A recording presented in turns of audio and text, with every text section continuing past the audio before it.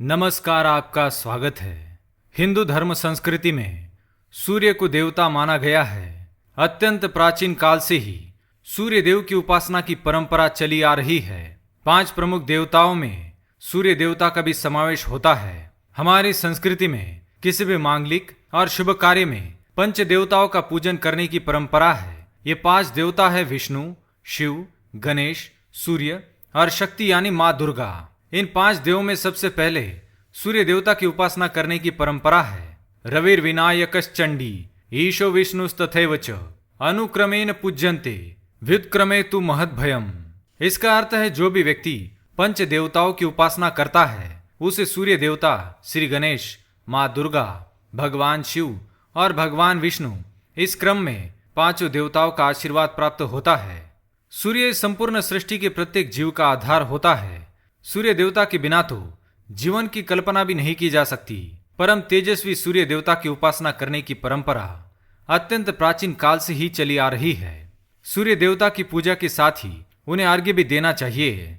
सूर्य देवता को अर्घ्य देने से मनुष्य के जीवन में कई सकारात्मक और चमत्कारी परिणाम होते हैं। हमें से अधिकांश लोगों को सूर्य देवता को अर्घ्य देने संबंधित पूरी जानकारी नहीं है। आज की इस वीडियो में हम आपको इसी विषय पर विस्तार पूर्वक जानकारी देंगे कि सूर्य देवता को अर्घ्य कैसे देना चाहिए, कहाँ देना चाहिए और अर्घ्य देते समय कौन से नियमों का पालन करना चाहिए जिससे सूर्य देवता प्रसन्न हो और हमें उसका पूर्ण फल प्राप्त हो। अगर आपने चैनल को सब्सक्राइब नहीं किया है तो इसे सब्सक्राइब कर लीजिए।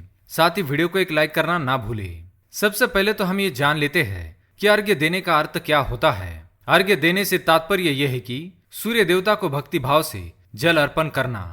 यह जल आप दोनों हाथों की ऊंजल बनाकर या तांबे के पात्र में शुद्ध जल भरकर उसे सूर्य देवता को समर्पित करें। लेकिन ध्यान रखें कि यदि आप हाथों की ऊंजल बनाकर सूर्य देवता को अर्घ्य दे रहे हैं तो अपने हाथों की तर्जनी और अंगूठे को एक दूसरे से जोड़कर ना रखें, यानी कि एक दूसरे का स्पर्श ना होने दे।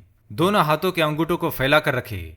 यदि हम तर्जनी और अंगूठे को जोड़कर रखते हैं तो यह राक्षसी मुद्रा बन जाती है और इस मुद्रा में सूर्य को अर्घ्य देना अशुभ माना जाता है। यदि आप पात्र में जल भरकर सूर्य देवता को अर्घ्य दे रहे हैं तो भी उस पात्र को दोनों हाथों के अंगूठे का स्पर्श ना हो, इसका ध्यान रखें। दूसरी बात, सूर्य देवता को 3 बार अर्घ्य दे। अर्घ्य देते समय सूर्य मंत्रों का जाप करें या सूर्य देवता के इस मंत्र का जाप करें।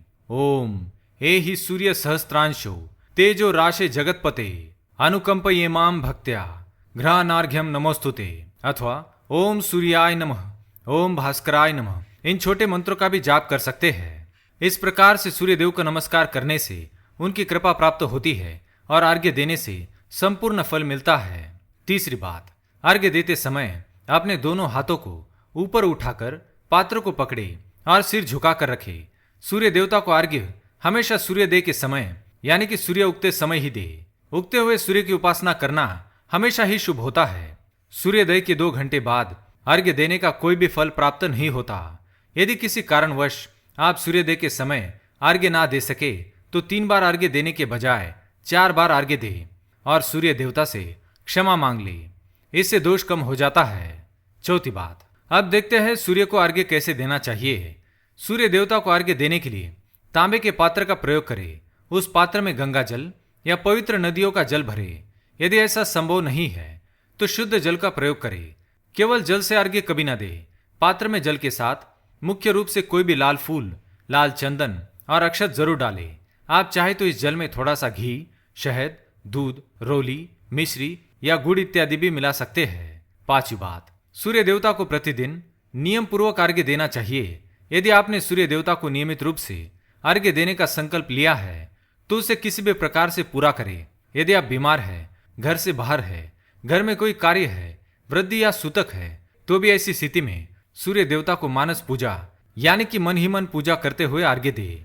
सूर्योदय पूर्व दिशा से होता है तो यदि किसी कारणवश सूर्य देवता दिखाई न दे तो आप उनका मन ही मन स्मरण करके पूर्व दिशा की ओर मुख करके उन्हें अर्घ्य दे, लेकिन कभी भी सूर्य को अर्घ्य देने का संकल्प ना छोड़े।